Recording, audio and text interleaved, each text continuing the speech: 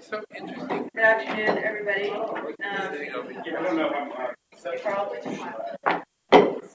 under $15. It's under 15 kitchen. Okay. With the quorum being present, I now call to order the. Thank you. Ma'am. Sorry, is that on the mic? Yes. With the quorum being present, I now call to order the May 31, 2018 meeting of the Hudson River Park Trust Directors. The directors have received the agenda materials in advance of this meeting and are free to ask questions or comment at any time on the action items submitted for approval today. Please note, however, questions or comments from the audience will not be entertained in this meeting.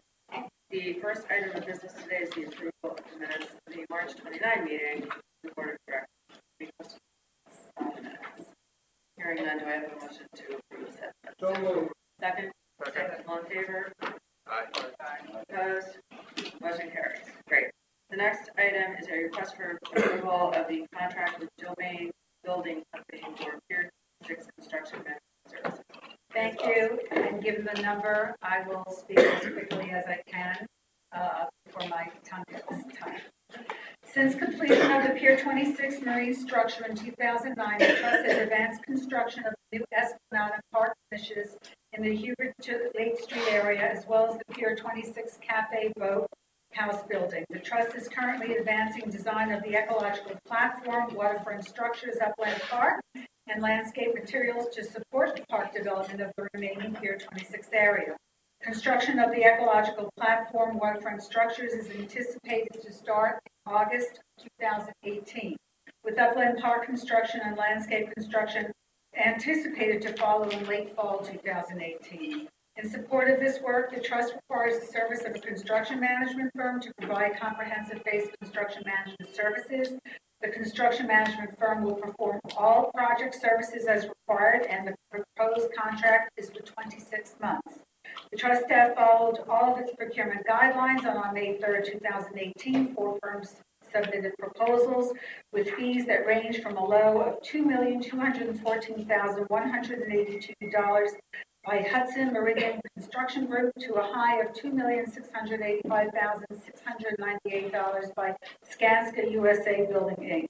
A selection committee comprised of Trust, design, and construction staff reviewed the submissions and evaluated each firm's responsiveness and capacity to perform.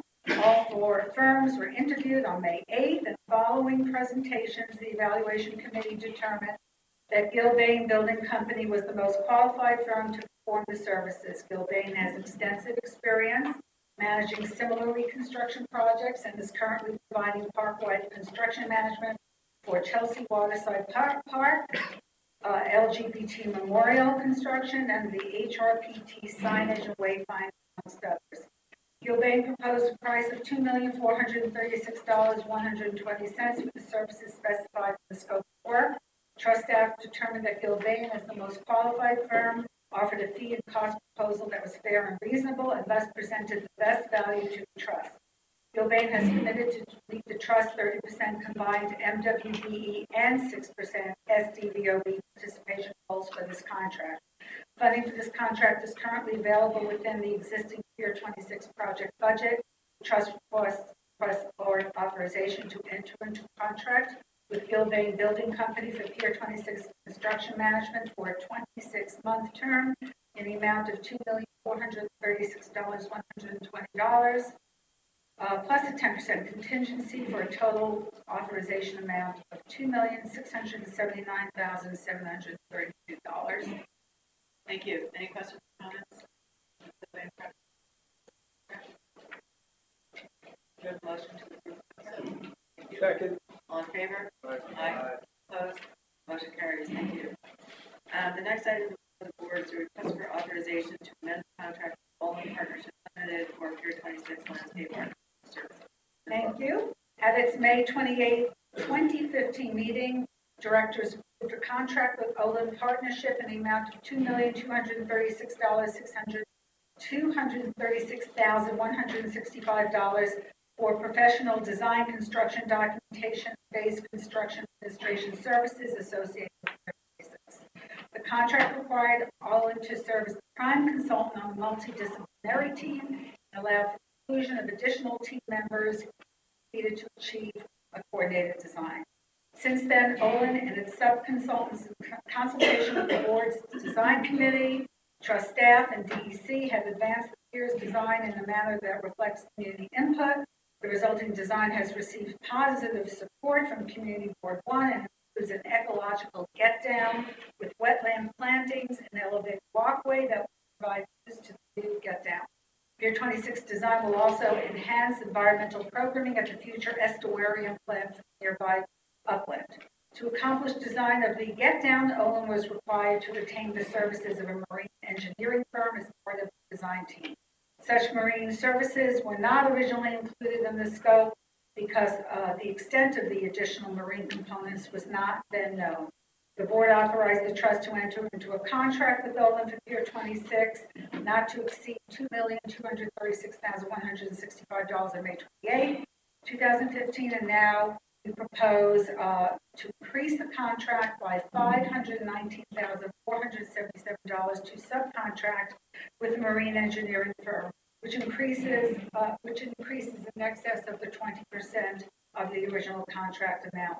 Thus, the trust procurement guidelines require the trust to make a determination as to why a competitive process was not in the best interest of the trust in this circumstance. The trust first determined it was impractical to separately contract for marine engineering services and to have two designers working independently while expending additional staff resources to supervise and coordinate the activities of two designers on the same project. To make certain that the cost of the additional services was reasonable, Olin obtained proposals from 3 engineering firms in order to provide the best value to the trust. 3 firms submitted proposals in response, and following a review, Olin, in consultation with the trust, determined that Musa Rutledge Engineers was the most qualified firm to undertake the marine engineering services. Musa has relevant experience on major projects in Hudson River Park, including years 55, 62, 63, and 64. Olin negotiated the Musa Rutledge fee and presented the revised lump sum fee proposal of $519,477 for trust review and approval. Trust staff determined that the revised fee was fair and reasonable, and that Musa Rutledge should be awarded the subcontract for the Pier 26 services.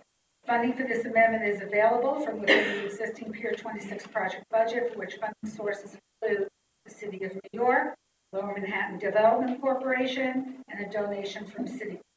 Accordingly, the trust requests board authorization to amend the contract with Olin Partnership for Pier 26 Landscape Architect Services in the amount of $519,477 in order for Olin to retain the firm for a total board authorization of up to $2,705,642. Thank you. Questions or comments? How did the Musa Rutledge bids compare to the other 2?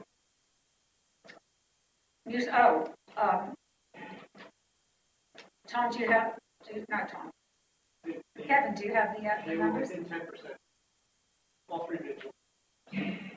Musa Rutledge was chosen mostly middle bid solution construction bid. Thank you. Anybody else? Hearing none, do I have a motion to approve the Olin contract? Second? Second. All in favor? Aye. Opposed? Motion carries. Thank you. The next item, before the board is a request for authorization to contract with Craft Construction Company Inc. for the Pier 26 ecological platform waterfront construction work as well. Thank you. Planned work for Pier 26 as an ecologically themed pier will serve as the base for the marine deck that will be an intertidal wetland and aerial walkway both at the western end of the pier. Marine construction will precede all other work to be procured and then performed under a separate contract expected to be presented to the board late summer. The trust followed all procurement guidelines, and the pre-bid meeting was held on April 17th. 6 bids were submitted and publicly opened on May 17th. The lowest bid received by Trevcon Construction Company for $11,814,000. The highest bid received was Phoenix Marine at $18,765,000. A selection committee comprised of the trust design and construction staff evaluated the responsiveness. Based on the review and the post-bid meeting, trust staff determined that TrevCon was the lowest responsive and responsible bidder, and that TrevCon has successfully provided similar and satisfactory reconstruction trust in the past. This includes Bloomfield's West 14th Street, Pier 97 waterfront structures. TrevCon attempted but was unable to meet the trust 30% MWB goals and has proposed an MWB utilization rate of 13%. TrevCon's utilization rate is higher than any of the other flight. Therefore, a waiver will be sought from New York State, and contract execution will be subject to approval of the waiver. Funding for this contract will be made available to the City of New York, Lower Manhattan Development Corporation, and City.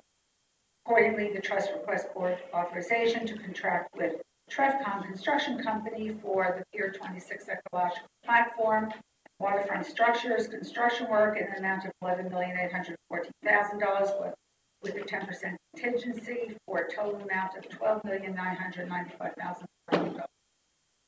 Questions or comments?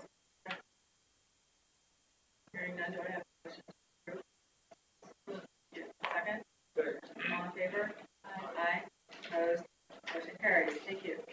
The next item before the board is a request for authorization to contract Phoenix Marine DE LLC for the Pier 40 combined sewer outfall.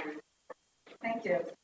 In 2014, the Trust commissioned an underwater inspection of Pier 40's existing steel pile infrastructure, and as you know, the report confirmed there was an overall poor condition with a combined 57% of steel piles having either severe or major damage. The report also noted that a collapsed combined sewer outfall pipe lay under Pier 40.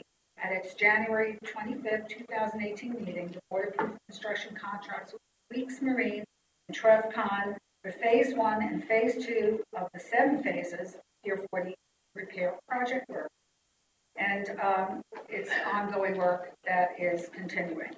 The next phase of the project concerns the removal of the CSO, which is 800 feet long. The CSO, which has deteriorated over time, currently lies on the river bottom and blocks access to certain piles designated future phases of pile repair. Accordingly, the trust seeks board authorization to enter into a contract for the CSO removal so that work begins in June. The trust staff followed all of its procurement guidelines. 9 bids were submitted and opened on May 8th, with the lowest bid from Phoenix Marine at $1,130,330, and the highest bid was D'Onofrio Contracting Corp at $6,473,000. A selection committee comprised of trust design and construction staff and construction manager evaluated the lowest apparent bidder, Phoenix, for responsiveness, including contractor's relevant experience. Trust staff determined that Phoenix was the lowest responsive and responsible bidder for post-Pier 40 CSO removal work. As there are relatively few MWB Marine subcontractors, Phoenix is unable to make the 30% combined MWB goal for this contract and can achieve approximately 11% MBE participation. Consequently, execution of the contract will be subject to receipt of a waiver from the governor's office. Funding for this contract is available from capital maintenance reconstruction funds held by the trust in connection with the sale of air rights to the developer of the St. John's property in 2017. The trust requests board authorization to contract Phoenix Marine Company for the Pier 40 CSO removal work. The base contract of $1,130,330 with 10% contingency to an amount of $1,243,363. Thank you. Questions or comments? I have a question. This CSO, I assume it's no longer used for some time. And if so, does the city have permission to just simply CSO? Yes, it's part of our permit. Oh, it is? Okay. Yes. And it has been defunct for decades. And it will be removed. It will be removed. Are there any live Live ones? active CSOs? Most of the we have lots of CSOs, but most of them come out of the bulkheads right now. They don't go the distance of the piers as they were originally built. But we have dozens of CSOs. What is our timetable?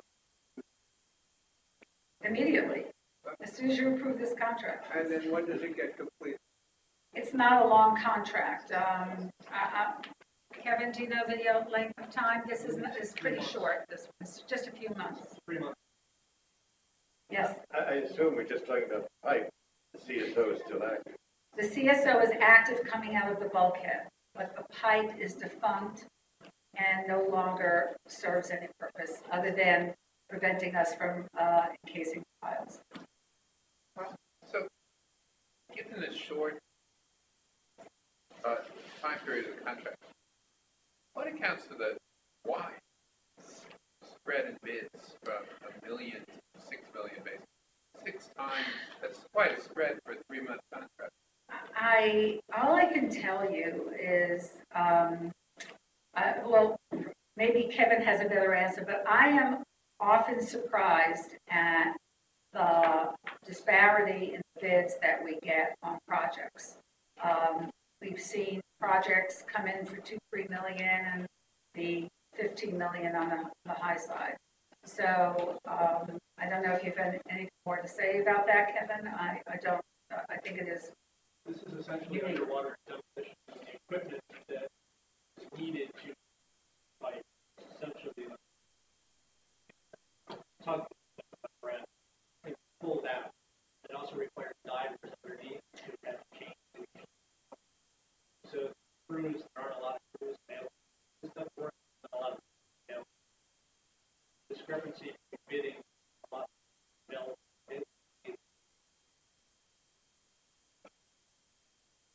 Thank you. Any other questions, comments? Hearing none, do I have a motion to approve contract with Phoenix Marine? So, second. All in favor? Aye. Opposed? Motion carries. Thank you.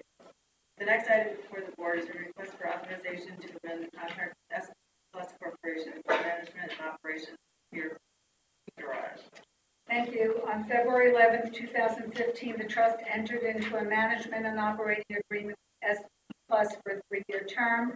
The option to renew 2 additional years subject to board approval. The pricing for each renewal term. The amount of the initial 3-year contract that was approved was $3,304,358.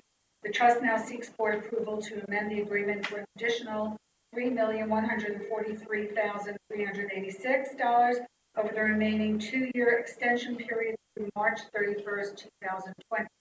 The trust is satisfied with the performance of SP Plus and has established a good working relationship with all levels of management in their company. The existing agreement with SP Plus provides reimbursement by the trust for all approved operating costs and payment by the trust of an annual management fee and incentive fee equal to 10% of achieved net operating income in excess of budget. Capital expenditures for the next 2 years will focus on upgrades to garage technology, such as license plate recognition, prepaid tickets, security cameras, and hardware and software upgrades. The 2-year projected reimbursements for operating expenses and management fees are $1,540,177 in 2019 and $1,317,447 in 2020. To account for unanticipated maintenance, operational, or programming needs, and the incentive fee, the trust staff requests board authorization for 10% contingency of $285,662. Funding for the agreement with SP Plus will be from the trust annual operating budget. Accordingly, the trust requests board authorization to amend the agreement with SP Plus Corporation for Pier 40 parking garage maintenance and operations for an annual management fee in the first extension year of $1,540,177 and $1,317,447 in the second extension year plus the 10% contingency for a total amount of $3,143,386. And with the contingents and the total board authorization for all 5 years is $6,447,744. Thank you. Yes. Yes, Carl. I just have a sort of a budget educational question. Why don't we do this on a basis since we're getting there? I assume they are Yes. opposed to making the expenditure of expenses and then waiting for the revenues to come in. So in other words, you're asking why Why we don't, haven't, since this is going to be so, cash positive for us yes, overall, substantial cash positive, right. why we don't do it on a net basis so that we don't actually spend funds. Any particular reason? Dan, I think what he's asking is why don't they pay pay for the expenses and take it out of our Yes. revenues Net.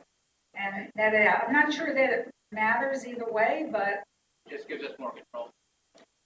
We have a garage auditor who reviews all their expenses on a monthly basis, goes through all the time sheets. So I think we're able to keep a lot tighter. Role is strictly as manager. Essentially, the math that net payment to them really is $81,000 plus whatever they reselling us, parking supplies and getting. Seems to be great. What do we make of we made about 7.2 last year, so 7.2 million divided by. Well, that's what the total revenue is, and we net after the park. That's after park taxes. Their cost is about 2.4. It includes our capital expenses for garage undertaken by them. So our net after these capital expenditures is about $5 million. Definitely worthwhile. The renewal option is for the 2 years or is it 2 years? 2 years.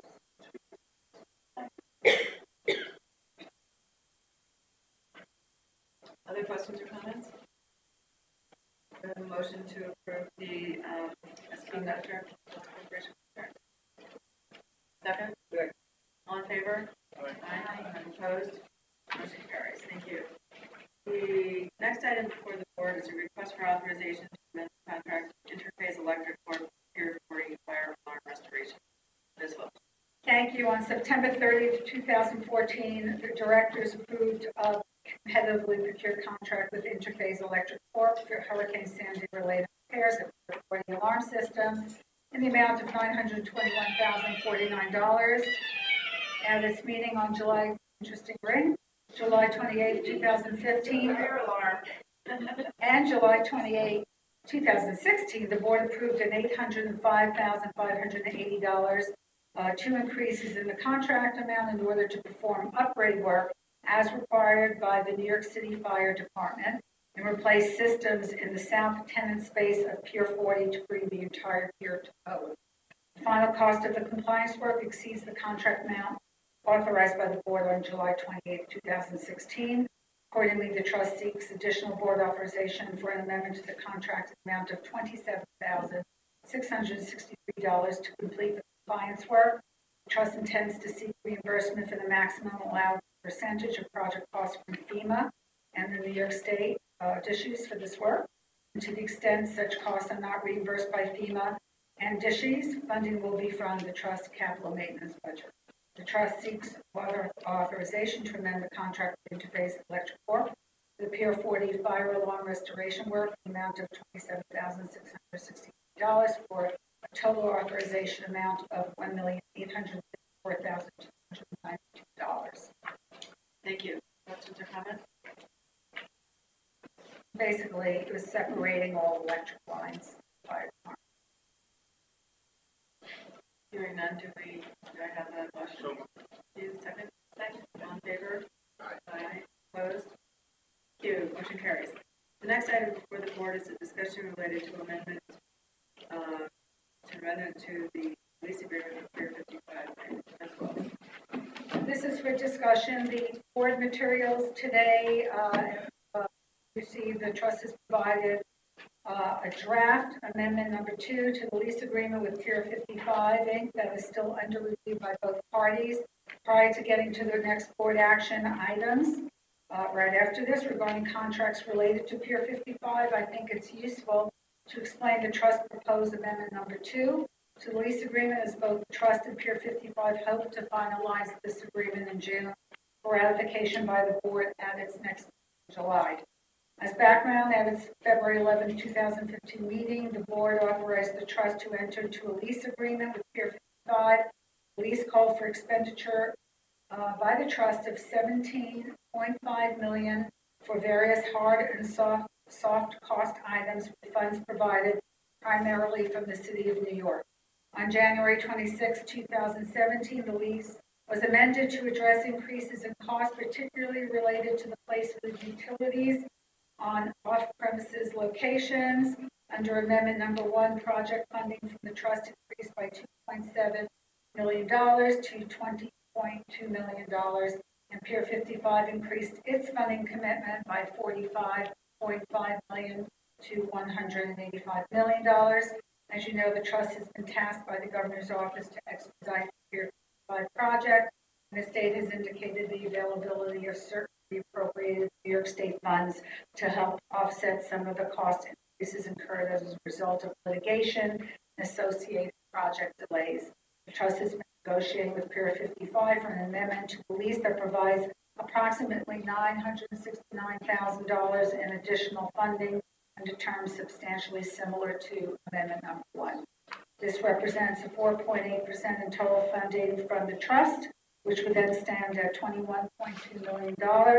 While several details are still being finalized, the form of Amendment Number 2 has been provided to you for informational purposes, and the trust may seek to enter into an agreement prior to the next scheduled board meeting to keep the construction moving along.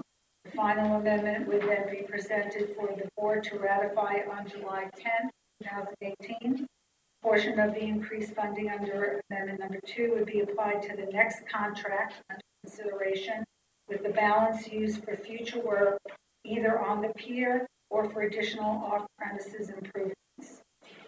Questions? Discussion?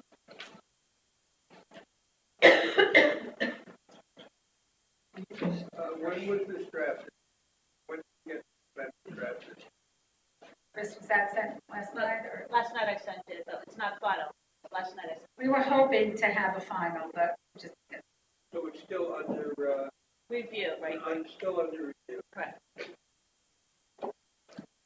This is for information and discussion.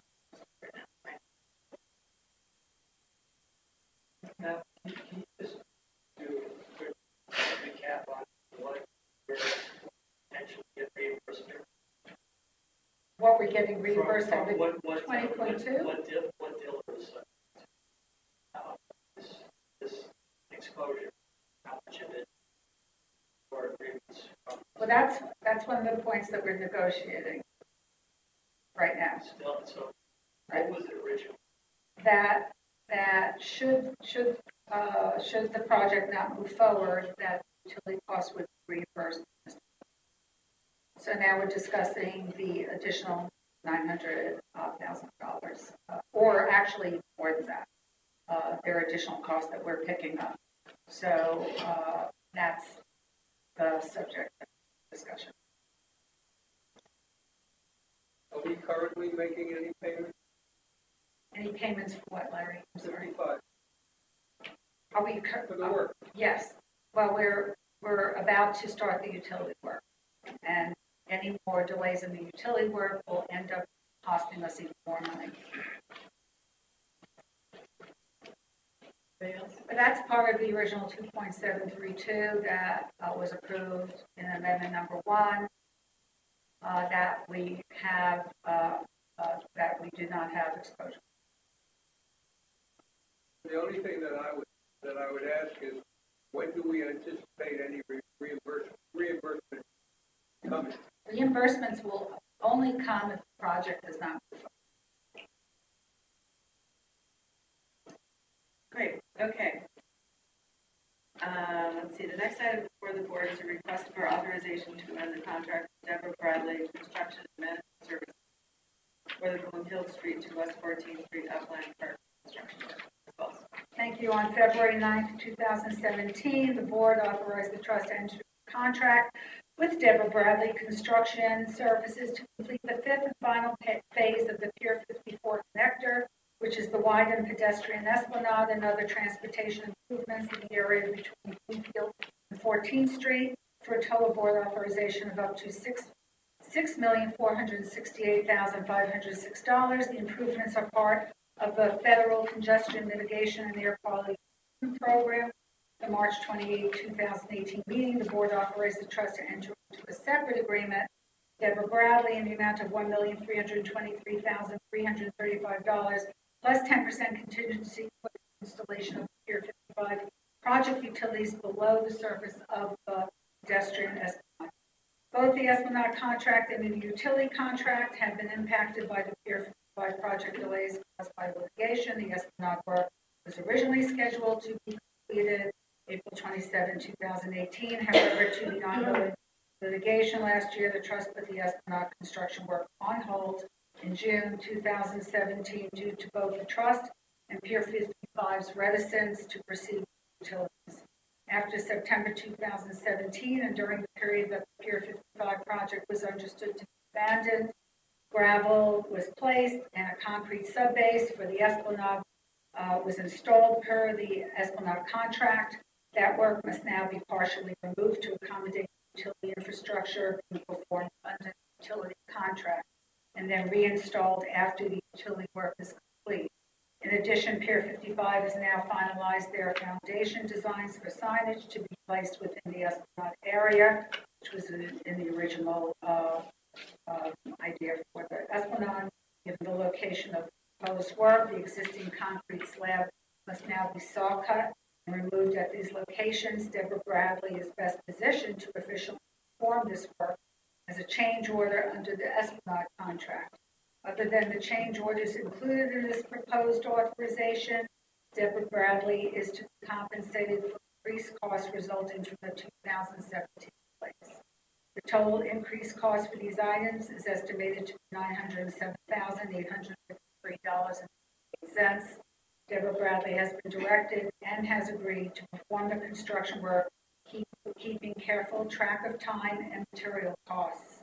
The trust will seek funding from the state of New York to pay for this contract amendment work, and the trust requests board authorization to amend the contract with Deborah Bradley Construction and Management Services from Bloomfield to West 14th Street, Upland Park construction work to include additional work and to increase the authorized contract amount by $907,853.58 for a total board amount of $7,376,359.58. Thank you.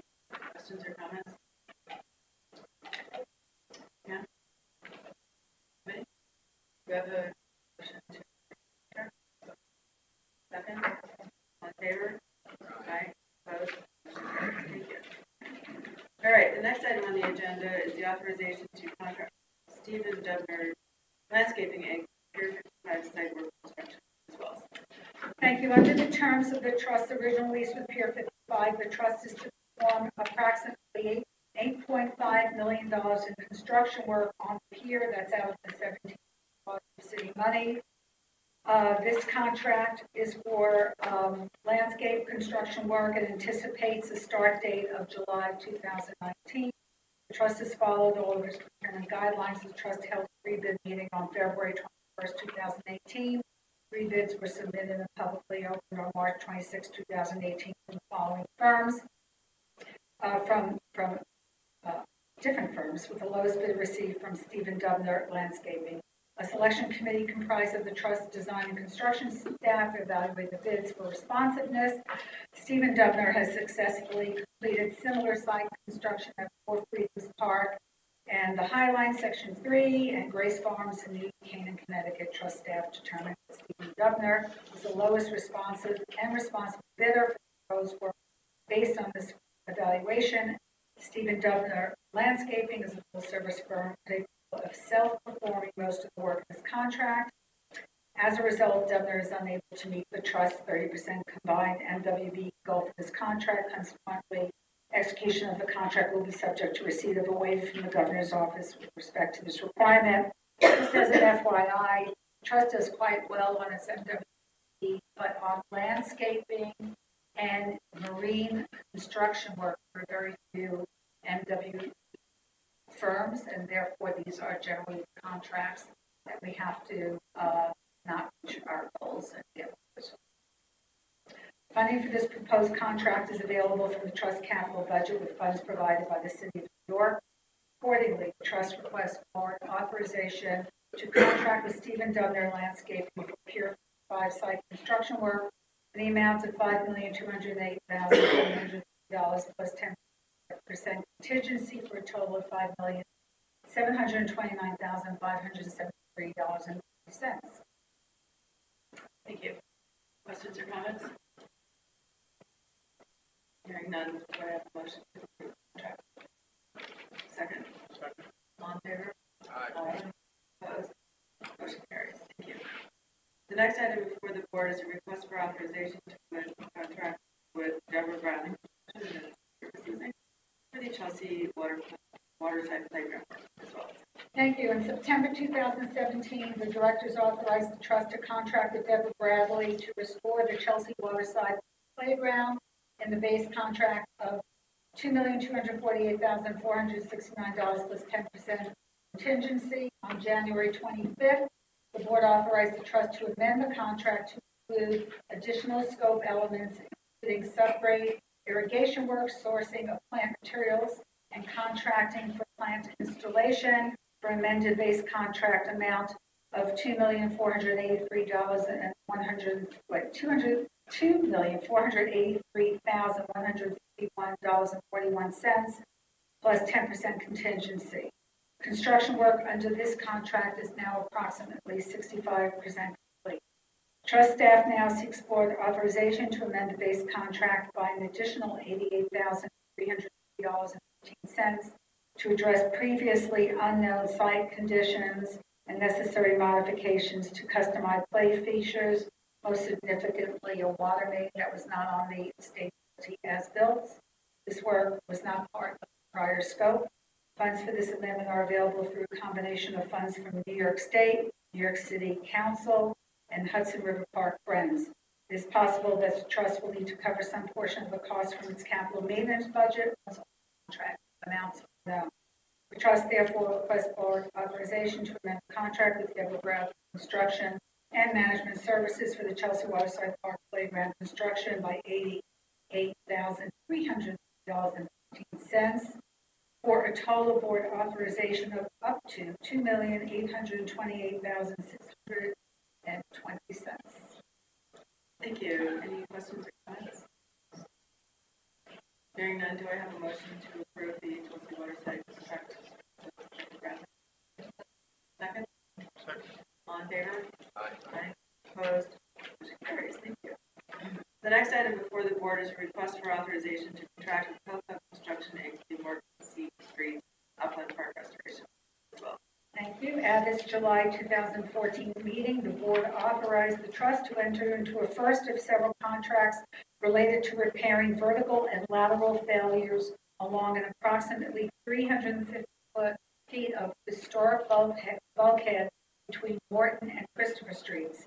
Repairs to the bulkhead are currently underway. Once the bulkhead stabilization is accomplished, the second phase of construction contracts will be required to restore all the upland park elements in the affected areas to its original design. The proposed contract, which was procured in the form of a lump sum bid for all work, has an anticipated completion date of late spring 2019. The trust followed all of its procurement guidelines. 4 firms responded to the advertisement and picked up bid packages. A pre-bid meeting was held on May 1st. 4 bids were submitted and opened on May 18th. The lowest bid was TDI for $1,498,078, and the highest was Dubner for $4,479,940. A selection committee comprised of the trust design and construction staff evaluated bids for responsiveness. TDI Construction, the apparent lowest bidder, withdrew its bid on May 21st, and the remaining bidders were deemed responsive. Thereafter, the trust performed a responsibility determination for the next lowest apparent bidder, Kelco Construction, determined that Kelco was the lowest responsible bidder for the proposed work based upon the evaluation. Helco is a full-service firm capable of self-performing most of the work in the contract. As a result, Helco is unable to meet the trust 30% combined WB goal for this contract. Consequently, execution of the contract will be subject to receipt of a waiver from the governor's office. Funding for this proposed contract will be made available from the state of New York appropriations. The trust requests board authorization to contract with Helco Construction, Morton Street Upland Park restoration work in the base amount $2,041,764.31 for a total board amount of $2,245,940.75. Questions or comments? Were any of the firms capable of meeting the MWBE goals? No. No. Anybody else? One. Which one? Deborah Bradley. Oh, Deborah Bradley is a, yeah, sorry, she is an FWBA. Yeah. She's a WBE, yes. So how far was she off? She was high. She was high on this one. I don't remember. But she, $500,000.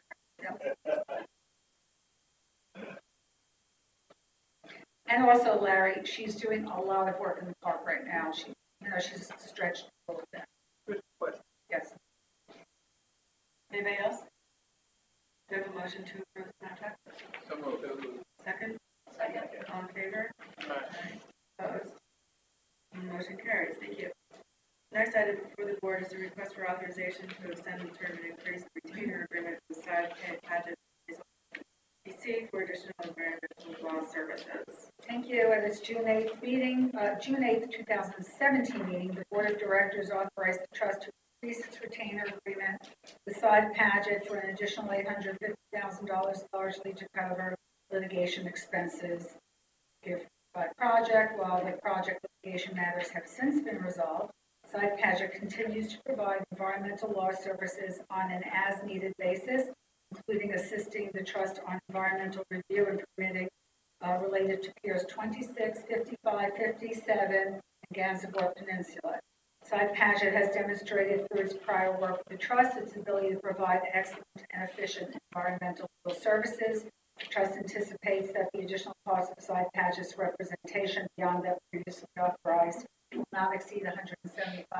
There will be no change to Side Paget's billing rate, which is currently capped at $500 an hour, which is half his David Paget's fee. The trust also seeks to extend the retainer agreement with Side Paget by up to 2 years. Because the amendment exceeds 20% of the original contract, under the trust procurement guidelines, the trust has determined that a competitive process for now is not in the best interest of the trust. Side Paget is uniquely able to represent the trust at this junction, given his intimate knowledge of the Hudson Park Act and the regulatory permits issued for various elements. Introducing new counsel in ongoing permitting matters would be disruptive and inefficient, therefore not in the trust's interest. And Side Paget's cost is reasonable. There will be no change in its billing rates, which are well below. Funding for the amendment to the existing retainer agreement will be available through trust-approved operating budget. Based on the foregoing, the trust seeks board authorization to increase the retainer agreement with Side Paget Rizal for additional environmental law services in $175,000 for a total board authorization amount of up to $4,275,000, and to extend the retainer agreement for up to 2 years. Thank you. Any questions or comments? I guess I just have one question. It's indicated that their costs are reasonable based on that hasn't gone through the process. Is that based on research? Yes, actually, Tom, what we did is we called every state agency and authority, and we compared prices, and at $500 an hour, it was actually lower than I think Battery Park City and the SDC paying David Paget. So we figured that it was a reasonable. It was actually less than what he had requested. So we feel that it was reasonable.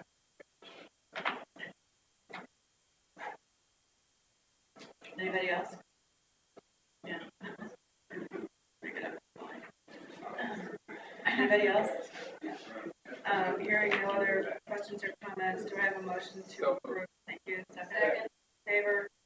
Aye. Opposed? Motion carries. Thank you. The next item before the board is a request for authorization to amend the contract with New York State Industries for disabled Inc. Parkwide Interior Services. Now, the really interesting stuff. In June 2014, the trust entered into a 3-year contract with New York State Industries for the Disabled. On September 28, 2017, the board approved a new 1-year contract with NYSID beginning October 1st, 2017 through September 30th, 2018 for a total board authorization up to $529,988.80, which included the 10% contingency for additional cleaning services. However, due to very late submission of invoices by NYSID, the trust incorrectly calculated the amount of the unspent board food funds available to pay the balance of month-to-month invoices due June through September 2017. Accordingly, the trust now seeks board authorization to amend the contract in the amount of $80,301.26 to pay the remaining balance of the outstanding invoices equal to 2 months of service. Funding for this amendment is currently available through the trust-approved operating budget. The trust requests board authorization to amend the contract with NYSID Parkwide Interior Services for $80,301.26 for a total board authorization of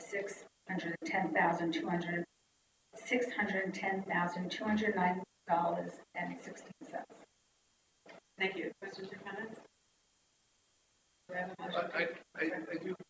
Does this mean, since this is an amendment to a past year contract, that is there a current contract with them as well, or their service is now permanent? Now, this is the contract that goes through September 2018. Isn't that correct? This is, Carl, this is an amendment to the current contract. Balance, didn't it? Sorry. The period, I see. So we will have to, as part of the amendment, the term we will have, is. So this we will have to come back with a new This will come contract. back with a new Yes. contract, assuming that We do have a new We have contract? This was, you have a new, I'm sorry, this is a discrepancy that was discovered after the new contract was entered into. Okay. so we have an existing We have contract, an existing but contract. we're amending the old contract? No, we're amending the existing contract. So we're moving the term, we're adjusting the term slightly, and we're recognizing that as a clause under the existing. That, so we didn't pay them for 2 months? That's correct. Their billing was 4 months behind, so we didn't get the bills until after. Now, Dan, you've got me very confused. So we're amending the current contract, Yes, which only runs through September. of next year, It says through September 18th. It's this. September. So my question is, why, if we're extending, do we anticipate that we'll be entering into a new contract, or are we simply? It's being analyzed. They're looking at their services and deciding So they whether to extend. they get prevailing wage, This is Carl, a, which right. we need to, we don't know their numbers yet, so we have to analyze it.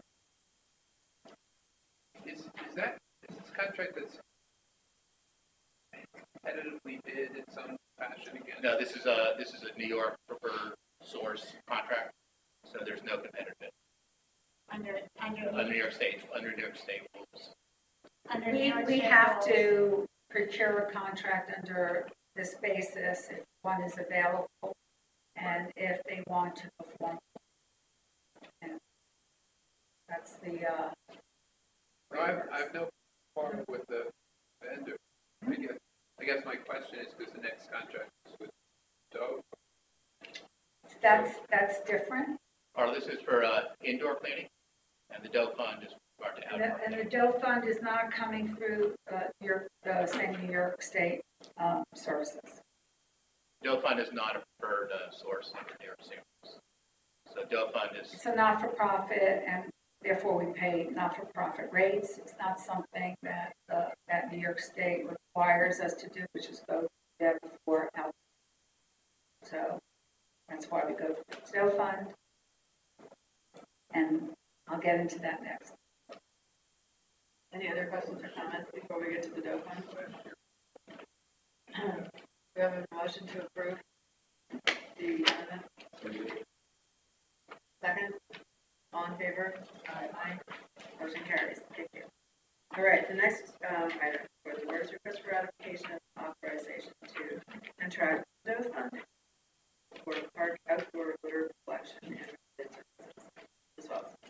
Thank you. The trust began contracting with the Doe Fund in 2001 for indoor and outdoor maintenance services. As discussed earlier, in May 2014, the trust executed a new contract with Doe Fund for only outdoor cleaning. The Doe Fund services contract was subsequently amended and new contracts were entered into, the term for the last of which extended through March 2018. The trust could not seek authorization by the board of directors at the March 2018 meeting because the Doe Fund needed additional time to prepare the proposed fee schedule for outdoor litter collection and related services based on new minimum wage rates and additional services requested by the trust. The trust now seeks board ratification authorization to enter into a new one-year contract with Doe Fund for outdoor maintenance services on a single source basis under the trust guidelines. The proposed contract with Doe Fund meets the requirements for a single source contract. The Doe Fund has performed outdoor park maintenance work for the trust for over 17 years. The trust experience with the Doe Fund supervisors and training workers has been very positive. Similar agencies have worked with them since the trust initiated services with the Doe Fund. Brooklyn Bridge Park and others rely on the Doe Fund's ready, willing, and able participants to provide outdoor maintenance services for area quality. In several instances, graduates of the Ready, Willing, and Able program have become valued full-time employees of the trust. The trust is satisfied that its cost in connection with the program for the services it receives is reasonable. They're quite good. And because the trust does not pay for-profit and overhead ordinarily associated with private firms for such services. Over the one-year term, the total contract cost is proposed to be $1,165,597, plus a 5% allowance for additional on-call maintenance services of $58,280 for something like the Heritage and Pride activities, for a total board authorization of up to $1,223,877. Funding is currently available through the Trust's annual operating approved budget.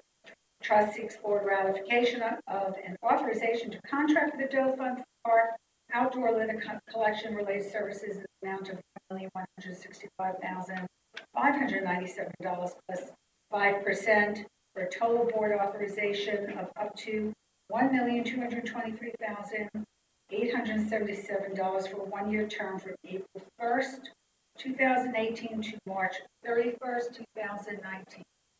Thank you. Questions?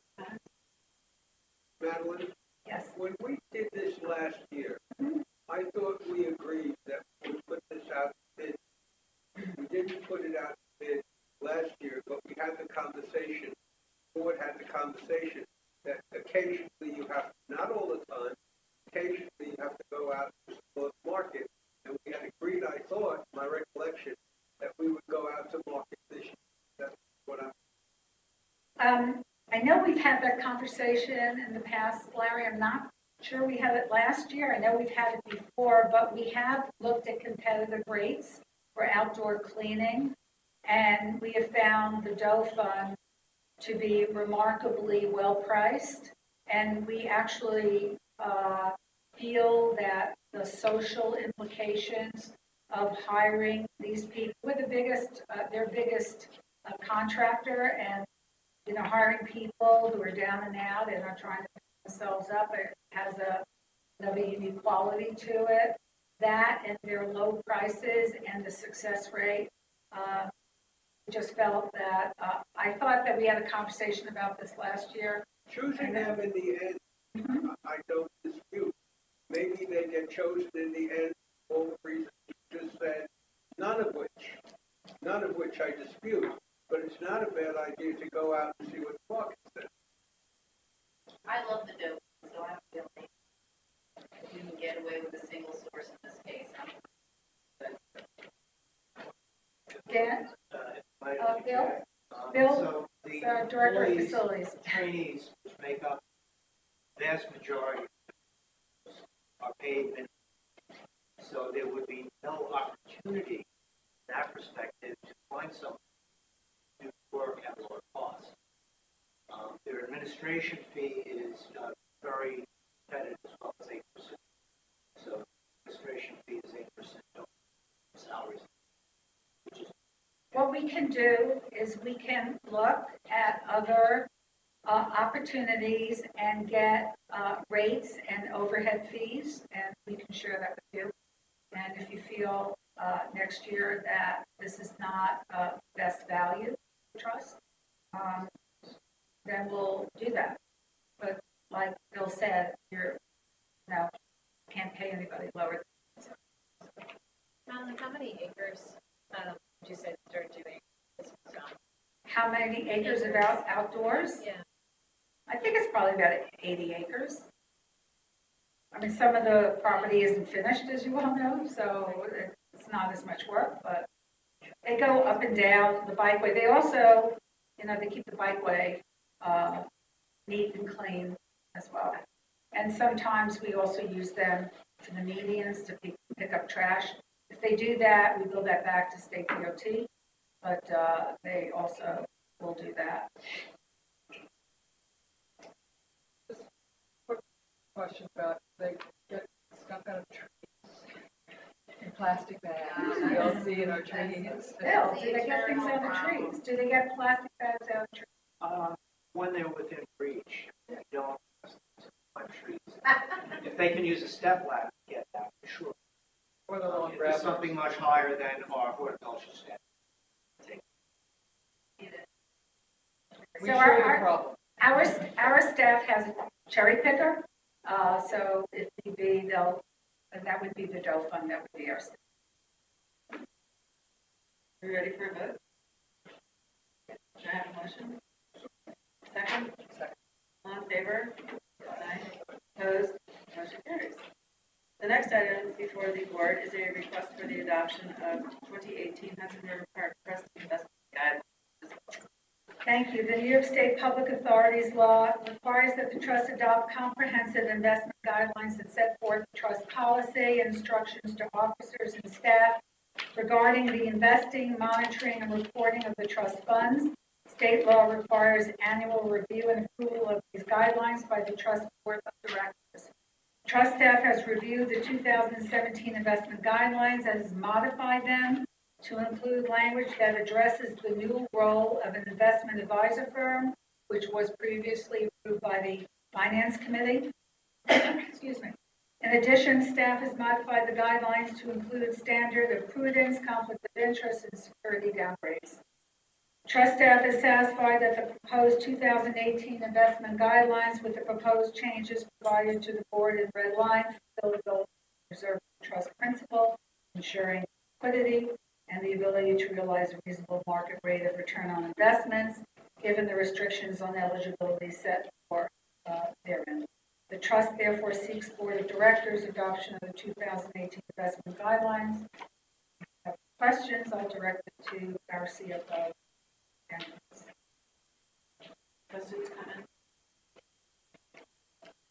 Do I have a motion to approve the guidelines? Second? All in favor? Aye. Opposed? Motion carries. Thank you. The next item for the board is request for annual confirmation that's a trust mission statement and measures as well. Thank you. In accordance with the New York Public Authorities Law, public authorities are required to develop and adopt a mission statement and related performance measures to assist the authority in determining how well it is carrying out its mission. In accordance with the Public Authorities Law and subsequent policy guidance issued by New York State Authorities Budget Office, in 2010, the Trust adopted a mission statement and developed performance measures to evaluate the Trust's fulfillment of its mission annually. The Trust seeks confirmation by the Board of Directors, the Trust mission statement, and the 2018 performance measures that are provided to the Board.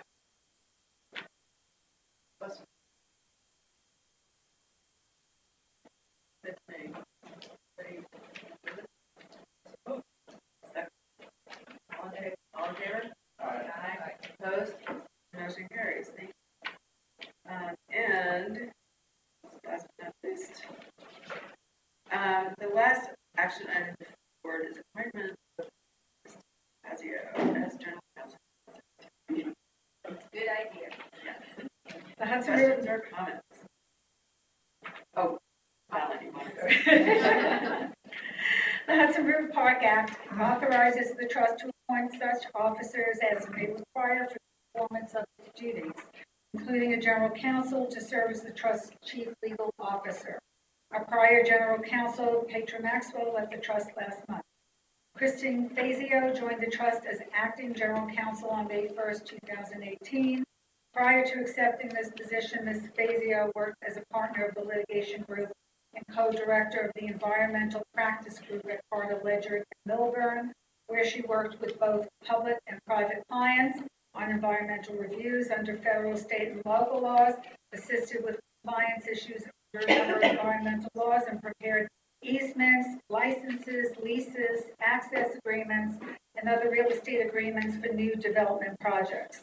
She has served as outside environmental counsel to the Long Island Power Authority since 2004, and has also worked on matters for the New York Power Authority, Battery Park City Authority, and the Lower Manhattan Development Corporation. She was also most recently Carter Ledger's managing partner before coming to the trust. A copy of her resume has been provided to the board. A discussion was had on this matter with members of the governance committee.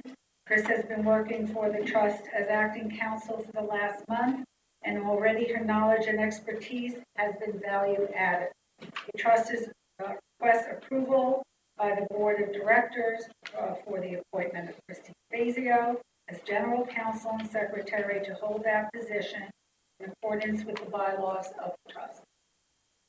Thank you. Questions or comments? Welcome.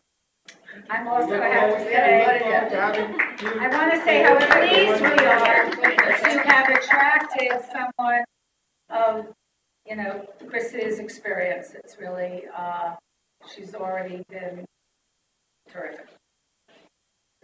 So with that, Larry, would you like to make a motion? I make the motion, we accept. Thank you. Second. All in favor?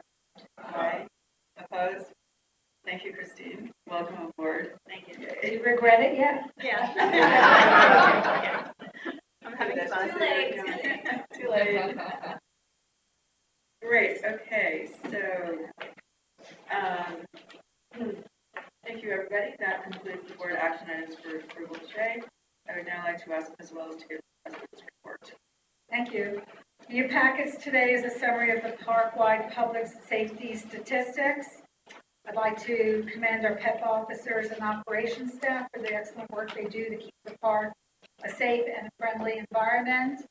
As you know, we face lots of challenges right now, particularly on the bikeway that we manage for state DOT. And it has been a very large learning experience, one that we are continuing to learn about and change every day. In your board packets for today's meeting, you'll also find the financial statements for the first month of fiscal year 2018-19. Operating revenue for the first month was $2.2 million, while the operating expenses were $1.7 million, for an operating surplus of $470,000. Questions on that? Okay. I'd like to go to some fun items. The park's 20th anniversary Summer of Fun season started last week, kicking off more than 400 events and outdoor programs all summer long. In your materials, you will find our Summer of Fun and our Estuary Lab programming books. Please look at them. We're very proud of them. To celebrate the park's 20 years of piers, a full day of free celebratory events and activities is planned for this Saturday, June 2nd on Pier 45, and it's presented by Citigroup. There are activities for the whole family: Happily on the Hudson workouts, a magic show, an evening with music, bands, and sunset salsa dancing, followed by the 20th anniversary screening of Wedding Singer. Don't miss that. My favorite, the Hudson River Dance Festival, will be performed on June 7th and 8th, which brings the best of contemporary dance to the Pier 63 Lawn Bowl. Other events include the 19th Annual Blues Barbecue Festival, as well as Big City Fishing, Hudson River Flicks, movie series, Sunset on the Hudson concerts, and weekly salsa dancing with Talia. The Healthy on the Hudson Fitness Series has expanded to offer more varieties of fitness activities from outrigger sessions to yoga and Tai Chi. Free sing-along movie nights will liven up the lawn at Clinton Cove, and legendary jazz artists will perform on Pier 84 on select Thursday evenings through September. Marketing efforts this spring and summer will call out the entire season as a celebration of everything that the park has to offer, promoting the 20th anniversary and launching our new brand. I want to acknowledge Pentagram for their fantastic pro bono services on all of our marketing materials for HRPK. And I want to present you all with our new water bottles, which I hope you will be able to use this summer in Hudson River Park. I'm happy to introduce a new name to the park brand, Hudson River Park's Estuary Lab. Each year, our environmental education and estuary science-focused initiatives continue to expand. In addition to the 27,000 people that visited us last year for place-based environmental education, over the past 5 years, we've also made great strides in expanding our marine science and research initiatives. I know you had a nice tutorial on that a few months ago, and we will be back to discuss our new eDNA project at a later date. To help shed light on the breadth and depth of all we do in this regard, we've decided to take on the name Estuary Lab to represent the full portfolio of environmental education, estuary research, and public stewardship activities offered in the park. As you can see from the Estuary Lab program guide included with your board materials, families will have loads of opportunity to discover, explore, and even help to restore the park's 400-acre estuary and sanctuary this summer. Programs include old favorites like Big City Fishing, Celebrate Oysters, Community Eco Paddle, and a new addition this year, Science Saturdays.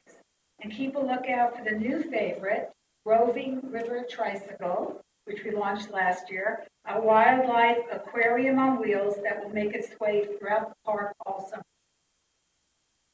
Questions? Okay. A quick update on Pier 57. The trust is still negotiating the amendment to the lease with Parks R. Young Woo. There are no significant sticking points to report at this time, and we will update the Finance Committee on this project at our next meeting.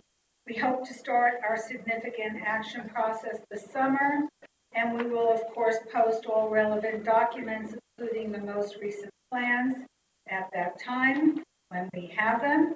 And we will also visit with CB4 again when we're ready. We're also working with the Whitney Museum to finalize the donation agreement for the David Hammond's artwork, Day's End. Again, there's no particular issues in this agreement.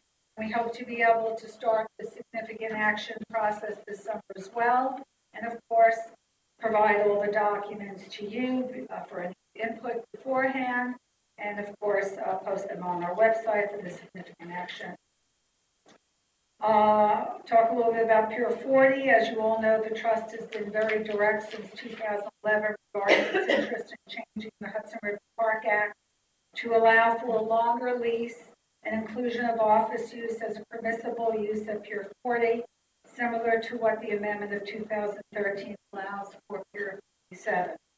We came very close in 2013 to actually getting this done in the Act Amendment, but it didn't happen.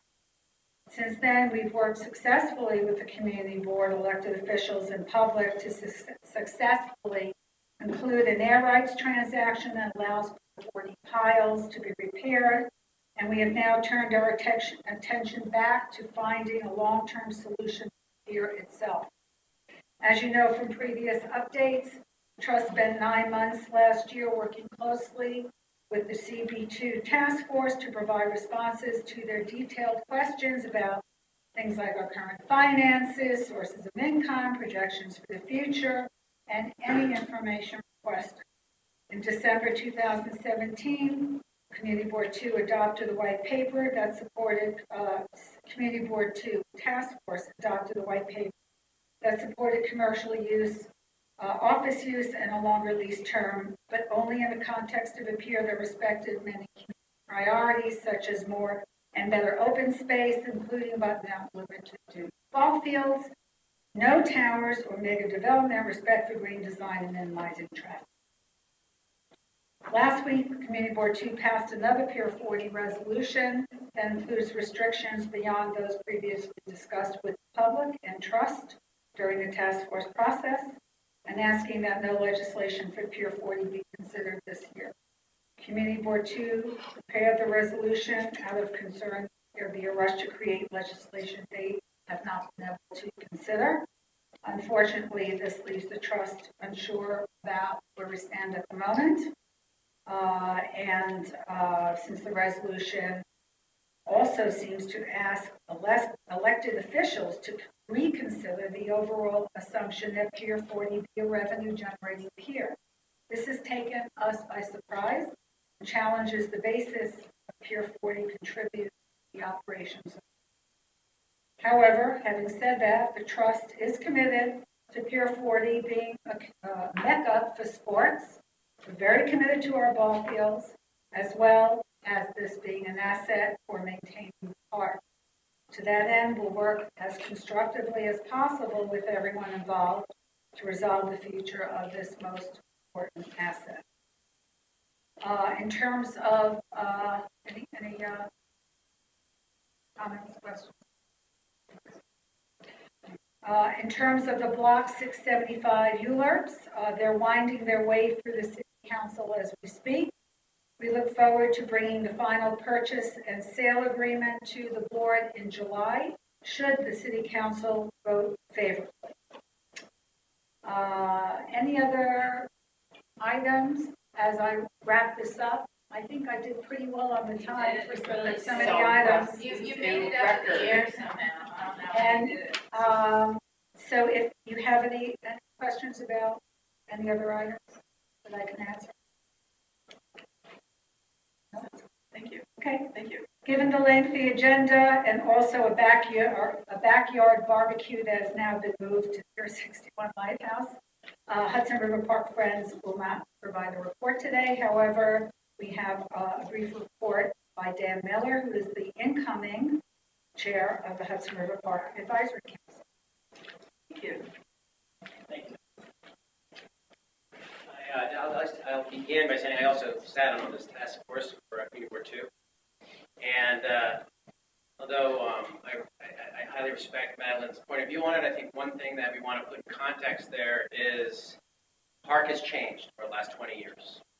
It's a very different park today than it was when the act was written in 1998. And I think the resolution's very first clause was, let's make sure that we take a look at the surrounding area and write the act, revise the act in a way that reflects today's surrounding community versus the way it was 20 years ago. And it was more of a denial less than an outright denial. And I think we were trying to just protect in case there was last-minute Albany deals and there was no public discussion whatsoever. And that's why it was. We did talk a little bit about it at the Advisory Council, but mostly we spoke about congestion, focusing on the bikeway, understanding that Hudson River Park does not have the jurisdiction on the bikeway, but there are increasing hazards that are happening because of the barricades, increased motorized vehicles that are using the bike path. This is like a recurring, I think I was here 2 years ago talking about the same kind of issues. And another thing that probably is really important to congestion is the increase in children using the park. Janine Kiley, who's Community Board 2's Education Committee chair, basically pointed out that there are 2,000 new school seats in the area since the act was written. that elementary enrollment is up 74% since '98. That it'll be that public school enrollment will be 92% more than what it was when 75 Ward, the new school, is only 2 blocks away from the park, is going to come into, will be fully filled, which will be in 2 years. So we're talking about 15,000 K-8 students attending schools near Hudson River. And but that also plays into Community Board 2's resolution. So we have more people using the park, and we have to figure out a way that not only the park supports it, but we want our government to support it as well. And I think that's where we're coming from. Let's see, other things Madeline covered already. The only thing that we very briefly discussed was on record saying CB4 wanted to see a $375 per square foot versus the current $300 a square foot for the air rights transfers in their area, as well as a lot of enthusiasm for being part of the public conversation towards the new design of Gonzalo Peninsula, with particular notations on beach and increased bulk. Thank you very much. Any questions? I just have a comment on the Community Board 2 resolution, which Lisa has expressed by Madeline, which is concern about a review of the fundamental element of Pier 40, that is questioning whether it should be revenue generating use, just given all of the pressures and factors that you mentioned, where the park is going to need revenue to maintain itself and continue to be high quality park. And without, well, there are other nodes in the park that hopefully will also be revenue generating. Pier 40 is certainly key among them. I don't think there's any question that we don't support a CB2. Speaking for CB2, that needs to be revenue generating, but we want to make sure that it maintains its park appealing to it. And we just reiterated, I think, I disagree with Madeline, I think we reiterated in more succinct language what was in the 20-page report, and we put it into 2.5 pages. So we definitely understand that Pier 40 needs to generate revenue. The question is how much revenue and at what cost does it need to happen to this Community Board 2. We understand 50% of the pier is dedicated to revenue generating uses. And you were talking about the congestion of motorized vehicles. So what are your thoughts? I mean, CB2. It's a real concern. It is. Especially with all the kids. It's getting really. It's very dangerous, and I think that it's the community board's responsibility to bring it up at their transportation and having transportation meetings, with which I'm actually presenting at next Thursday's transportation meeting. It's on the agenda. And to really, from what we understand, that a lot of these decisions is not the local precincts. It's actually Homeland Security. I think Madeline or Noreen told me that. But it's important that the Department of Transportation understands they're creating a very unsafe environment, and enforcement has to come from way up at leadership levels and not at precinct levels. And we really have to continue. I mean, we've written 3 resolutions at Community Board 2, and they do not. There's no traction. It's just getting worse and worse. Yeah, welcome to the club. But what would you want there to be traction on specifically? I think we need to slow down the bike lanes so that it's not a racetrack. I think we have to make sure that heavy vehicles, the heavy delivery vehicles that can go 40 miles an hour are not allowed, and there has to be enforcement. And until there's any enforcement, those vehicles are going to continue to use it. Now that the bollards are going to be placed, it's only 48 inches apart. I don't know what they are now, Noreen, but they seem really thin. So they're 60 inches now. They're going to be 48 inches apart. Yeah. And you're going to have cyclists that continue today trying to pass pedestrians that use the bikeway as a mode of getting from point A to B. If you try to cross, take it like Northmore or Lake, Best Street, now with the ballards there, it's really, there's no place, like if you have kids or a stroller, to stand between between the bikeway and Route 9A to be ready to cross the street. So you have to stand back on the other side of the bike path. Then you get the light to cross, and you have to literally dodge. I mean, it is like a racetrack. And you have these like motorized skateboards now, scooters, and they are really coming by at like 25, 30 miles an hour, and they don't stop. They just don't care. So I mean, John, you and I have Yeah, no, we talked about it. I know, and I know you're discussed concerned this, about it. and you know, I've discussed with Paul the intense amount of meetings and discussions we're having. It's very clear that NYPD counterterrorism and Department of Homeland Security feel that the number one issue is terrorism and preventing another terrorist attack, and that colors everything else that happens there. My suggestion is we have continuous meetings with state DOT. NYPD counterterrorism did show up at our last meeting. We have not been able to meet them for quite some time.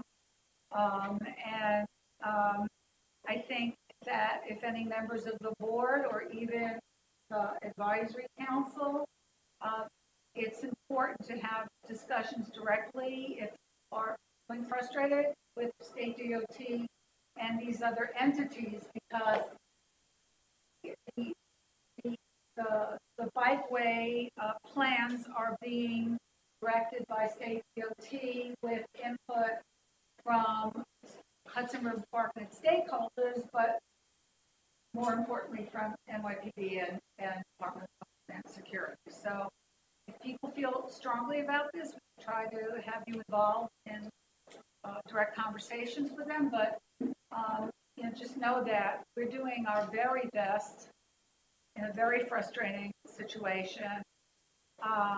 As you know, the e-bikes, we literally have put additional security on. They actually chase down e-bikes on our bikeway, or State DOT's bikeway, running after them. We have been somewhat successful. We ticket them when we can catch them. Obviously, it's not easy to catch them. The new law that's been, that the city is passed in terms of allowing these kind of bikes, I think,